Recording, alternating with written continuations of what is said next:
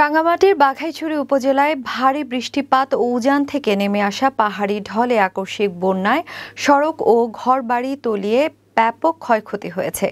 বন্যা কবলিত অসহায় মানুষ আশ্রয় নিয়েছে বিভিন্ন স্কুল মাদ্রাসায়। এইসব আশ্রিত মানুষের মাঝে খাবার বিতরণ করেছে বাংলাদেশ সেনাবাহিনীর 6 বেঙ্গল বাঘাইহাট জোন।